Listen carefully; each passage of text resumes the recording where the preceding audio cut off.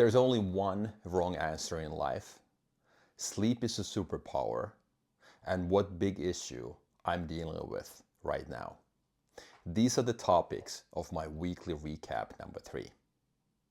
Welcome back to my channel. My name is Erkka Suvando. Some of you call me EJ. I'm the guy on social media who wants to build a legacy for his kids and pass on all the life and business lessons to each and every one of you. This is my third weekly summary. And in my first two, I covered various personal and business topics. I'm going to do the same thing today. First half of the video is about what I learned this week, and the second half is about what big issue I'm thinking about in my personal life. What is it that I learned this week? Two things. I was watching a podcast, two guys I follow regularly, providing business content, and they were talking about convincing versus conviction. Conviction is something where a person believes firmly in his or her own cause and way of working and doesn't really worry about what other people do. If I'm a salesperson with conviction, I truly believe in my product. I know how good it is, and I feel genuinely bad if the prospect is not buying from me. I don't need to convince anybody. I will state the facts, tell the truth, and I trust in the process. Versus convincing is unfortunately something that is very commonplace in today's society. Politics is a good example of a game where convincing plays the major role. People tell you a story that there's only one right answer. That's why they try to convince you to follow them and do things their way. But the reality is different. There are many right answers in life, but there's only one wrong answer, and that is not to do anything, not to take action. Why do we then seem to be trying to convince other people so often? I believe there are many reasons. One is insecurity. People don't have enough confidence to say it out loud that not just my way, but his or her way is good too. But also, if we think about the way we were raised, we went to school, we were taught early on that there's only one right answer. You go to a test, you turn in that report, and the teacher's grading your work. There's right and there's wrong, but there's only one right answer. So we learned this twisted process, if you will, early on. And then later on in life, people seem to be following the same path. But like I said, in reality, there's several right answers in life. The same way when you try to map your destination, get driving directions, there's multiple routes that Google Maps gives you, not just one.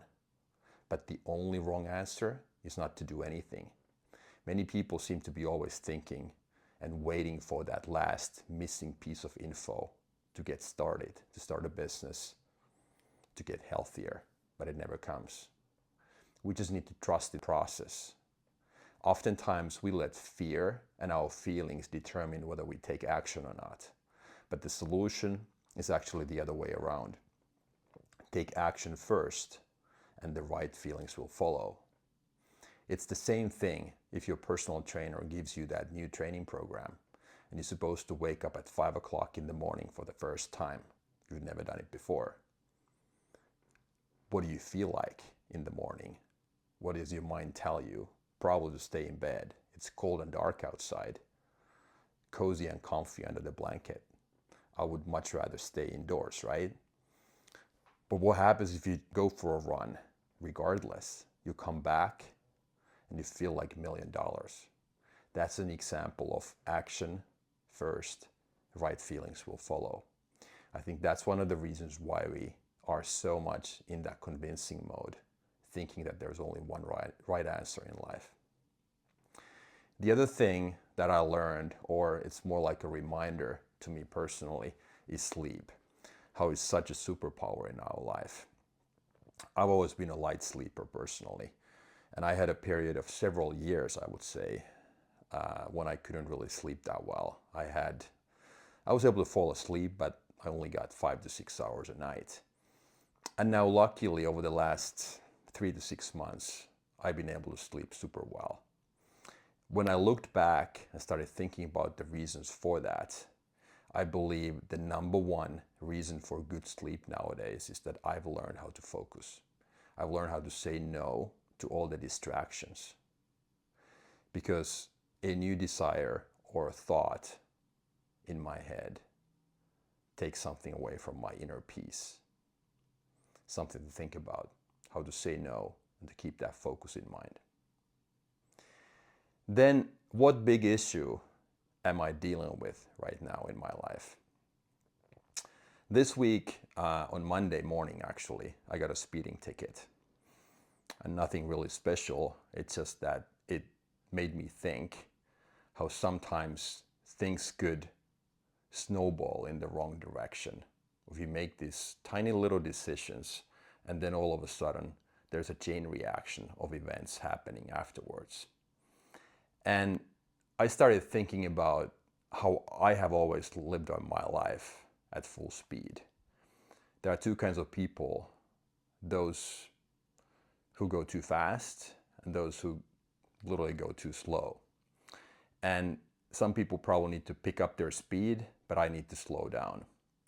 And I need to remind myself constantly that going a little slower, and I'm not talking about driving, I'm talking about overall in life, reducing the clock speed, how going a little slower, but with more focus is actually going to take me to my destination faster, safer, plus I get better results. My quality is way better that way.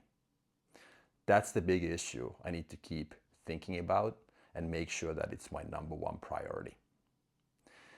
That's all I had this week. I'll talk to you again later, beginning of the week, when I have more videos coming out. Until then, thanks for watching, and please like and subscribe.